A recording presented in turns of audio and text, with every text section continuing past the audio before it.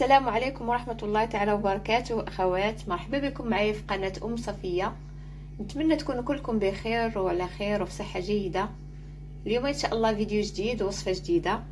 غادي نحضر معكم كيك بدقيق الشعير والكاكاو، كيك صحي للكبار والصغار. مكونات بسيطة، طريقة سهلة. نتمنى تتبعوا معايا حتى الأخير. وإلا عجبكم الفيديو ما تنساوش ديروا لايك وتشتركوا في القناة وبارطاجيو باش تعم فائدة. وندوزو على بركة الله للطريقة والمقادير. بالنسبة للمقادير، عندي كاس ديال الحليب، نص كاس ديال الزيت، كاس الا ربع ديال السكر، 2 خميرة وواحد فاني، 3 ديال البيضات، عندي تقريبا هنا معلقة ونص ديال الكاكاو، قبيصة ديال الملحة والدقيق ديال الشعير كيف كتشوفوا.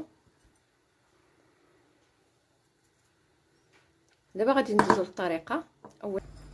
اول حاجة غادي نطرب البيض، 3 ديال البيضات، ندير قبيصه ديال الملحه،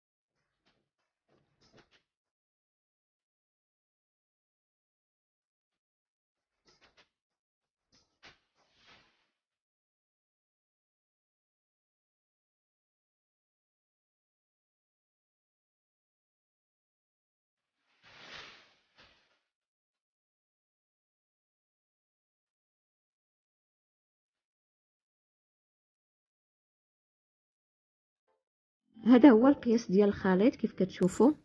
ما تيكونش بحال القوام ديال الكيك العادي، ضروري كنخلوه مطلوق تقريبا بحال الطريقه ديال البسبوسه على قبل غادي يشرب.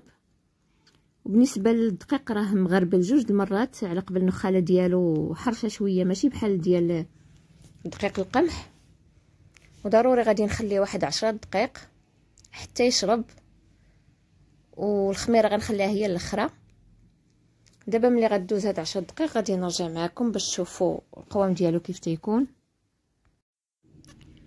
وهذا هو القوام ديال الكيك كيف كتشوفوا. خاصو يجي بهذا القياس، ما يكونش خفيف وما يكونش ثقيل. دابا غادي نضيف الخمارات 2. في حالتي الا لقيتوا الخليط قسح معكم شويه غادي تزيدوا شويه ديال الحليب حتى يطلق باش ما تجيش الكيكه ثقيله. دابا شعلت الفران تيسخن على 180 درجه.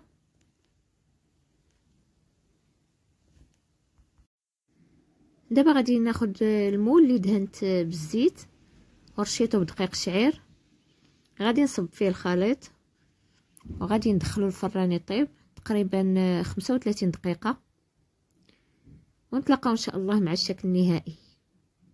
وهذه هي الكيكه بعد ما طابت. دهنتها بالعسل وزينتها بالكاوكاو ايفيلي.